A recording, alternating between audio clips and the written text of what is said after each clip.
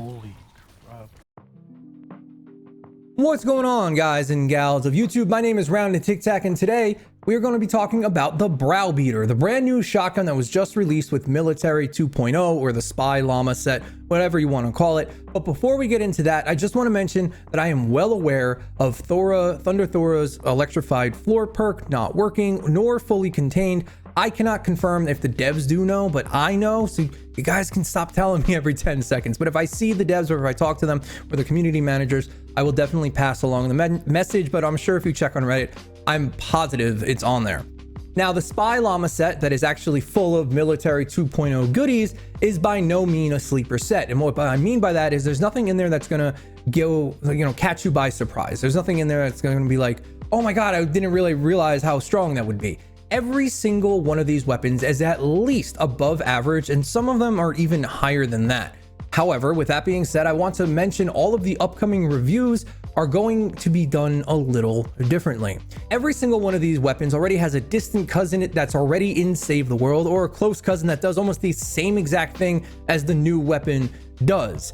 Everyone already can do what it does, or perhaps even outperform it, and it came out a year and a half ago. So most of these videos are going to be comparisons. I believe that's how I'm going to do it. Are the new ones better? Do they have something unique about them, or are they mostly just more of the same?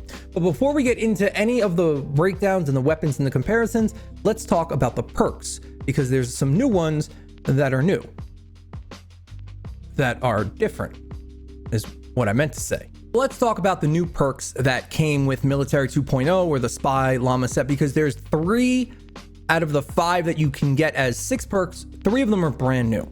Those brand new ones are as follows. Standing in place for 2 seconds grants 11% extra damage, stacks up to 5 times, so 10 seconds for 55% extra damage, which sounds really good off the start, but we're gonna break that down in just a minute. The other one that you could possibly get standing in place for 2 seconds grants 17% extra damage versus mist monsters, again stacking up to 5 times. The other one that you can get, which I never got on any of my weapons or any that were given to me today, is, I believe it's very similar, but it regenerates your shield. The last 2 that you can get are Affliction and Slow Ensnare. Now, out of these 5 new perks, or perks that you can get, these 6 perks, which ones should you use? And that's very dependent on the weapon. For example, if you have the shotgun, you're not going to be standing still for 10 seconds. It's just not going to happen. There is no way in any feasible high-end game that you're going to survive standing still for 10 seconds with a shotgun. It just does not work out. So in that case, it's terrible. It's garbage. In that case, also, you're going to want to look for Slow Ensnare. The reason is because Affliction, you cannot even get the damage perk that does 45% extra damage to afflicted enemies. Let me just show you here real quick exactly what I'm talking about. So if we take a look here, and we can take a look at the Tiger Jaw, and it has damage dealt with this weapon snares the target by 30%, and also we get 45% damage to slowed in snare targets. We know this. This is actually a huge damage buff, and 9 times out of 10, this combination of perks, if this could be crit damage, this would be the absolute highest consistent damage you could get in the game. Just FYI. The new weapons can't do that at all. So you'll see here that on the Browbeater, the weapon we're going to be talking about today, I have Affliction on mine, which is terrible because I cannot even combine it with that 45% Affliction damage. It just does not exist. Out of all of the new perks, I would only use the new ones on 2 of the weapons, but they're not either of they're not the shotguns, so don't look for there. So the one you're looking for is Slow Ensnare. Having a 30% slow instead of 7,000 damage over 6 seconds is definitely the way to go, especially in high-end content that'll slow down mini bosses, smashers, everything. Slow Ensnare is 100% the way you want to go. Now let's talk about how you might want to roll this thing. Now this one you see here is Bright Core. The reason is the fire rate on this thing is in the basement. It is terrible. So I wanted to try it Bright Core. I have a Shadow Shard one, but I wanted to make this one Bright Core. You can see the damage is off the chart anyway, it hits for on average around 1.9 million to around 2.2 million, and that's more than enough damage for base game. So getting it to feel better was my goal here, so I made it bright core. You'll also notice that I put a fire rate on it as well, giving us almost 1 bullet per second. Almost. Now, is this the best set? No. I have affliction on here, which sucks. It's terrible. I would really rather have slow and snare, just I can't seem to get one. Number 2, I wouldn't roll it bright core or obsidian like I did. I would keep it shadow shard, but I would also keep this fire rate here. This fire rate allowing you to shoot about half a bullet more every second probably compensates for that 30% extra damage you would put here. I honestly think this is the way to go. Keep it with a fire rate, crit damage, crit rating, and energy, or whatever element you want. Do keep in mind that the weapons that we're going to compare it to, you're not going to build out a whole set. You can with this, and it's comparable in almost every aspect to every weapon that we have now. Now let's get into the actual comparisons. Before we load into the war games, I just want to show you what we're running. I just made a shotgun video, but hey, Buckshot Raptor, totally rocking out, Locked and Reloaded, Battle Beat, Unearthly Retreat, Fumble, and Shell Shock is the build on our new skin. I guess I don't really have many because I don't play VR. Hi guys, this is after I recorded the video. I didn't put the ground pounder in the video, and the reason I didn't compare it in the comparison section is because I just felt it's too different. This shotgun falls in more of a category of a mist monster killer from a decent range away. 1 or 2 shots on like a taker or a blaster to kill it and you can keep moving. I would still use the ground pounder along with this shotgun. When I made that shotgun video and tested all of those weapons out, I only really ended up using the helium shotgun and the ground pounder after it got past level 200 plus. This is very similar to something like the double boiler, where you take 1 or 2 shots, pray to God they crit, and you kill the thing instantly, and then switch back to your ground pounder to clear out larger groups of enemies. I didn't compare it to the ground pounder in this video. I think the ground pounder is still a better shotgun overall. This one definitely isn't bad. They're just used for different things. But that's how I play. You can do whatever you want. So let's get right into comparing these two weapons. This one right here gives you the 11% damage boost. You can see it right here. This is the yellow thing. As soon as I move, it goes away. Again, with a shotgun, the only way to really pull this off is to hang out like right in spawn, right here maybe, and just wait for them to come in. I guess that, yeah, that's viable. You could do that, but still kind of dangerous. But it is that yellow perk that you see. Now, the fire rate comparison. This one is Sunbeam, rolled the highest damage it could possibly be, and this is the fire rate.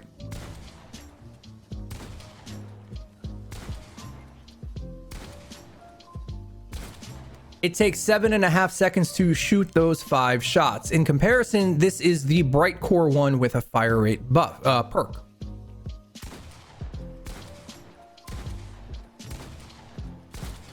It takes about 5 seconds to shoot those 5 shots, which is a lot better.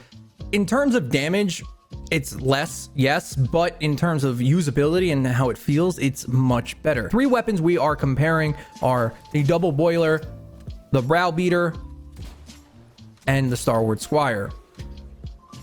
All of these are very similar in what they do. They are hard hitting with, decent reload speed shotguns, all with decent range. But which one is actually the best? That's the question we're here to figure out. So let's take a look at the Double Boiler first. Damage wise, it is pretty good. Damage wise, it's one of the better ones. You can see we just hit for 1.2 million damage in a solo game, which is quite incredible, and that's without totally rocking out. Activated 1 million right there, 255,000 I think, but on average around 1 million damage per shot, which I'll tell you right now the Browbeater can't even come close to.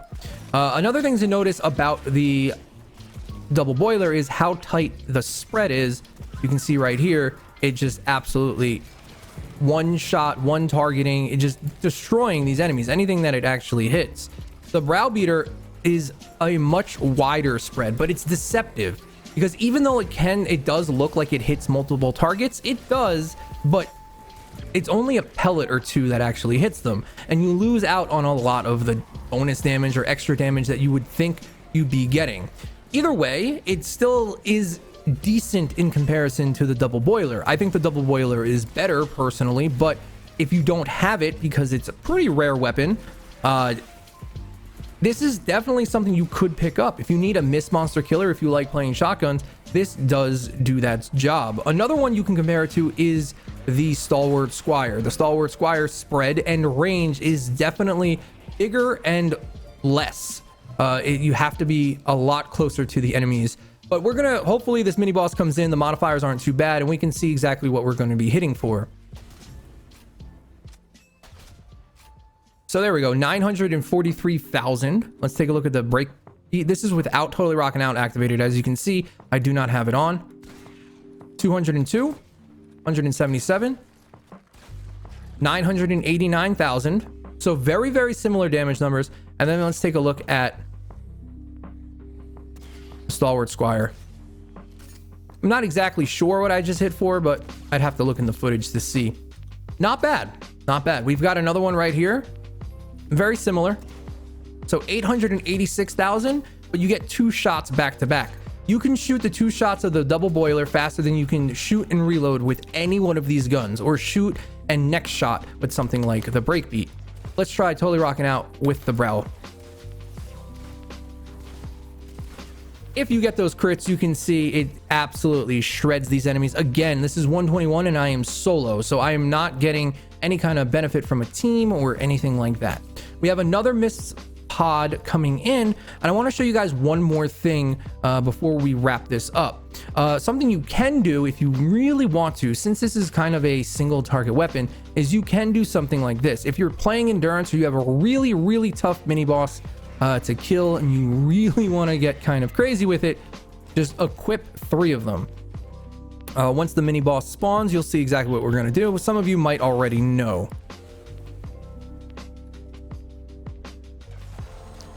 All right, it's a smashy boy. He just charged, and let's see what we can do here.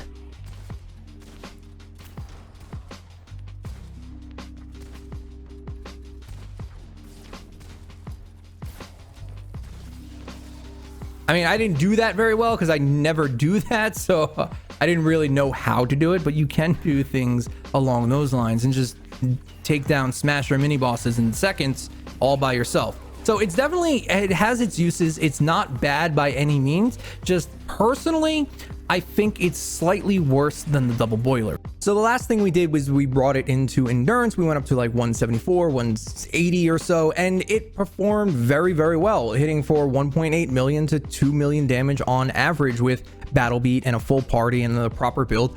It's a very good shotgun. I just think there's slightly better ones in the game. And by slightly, I mean that you'll never really notice the damage difference. I definitely think the way to roll it is the way you saw with that fire rate perk instead of the damage, because it feels so much better. If I was a new player and this weapon set just came out, I would kill for something like that. You have every single playstyle and every kind of gun you could possibly want in this military spy set, allowing you to really play anything.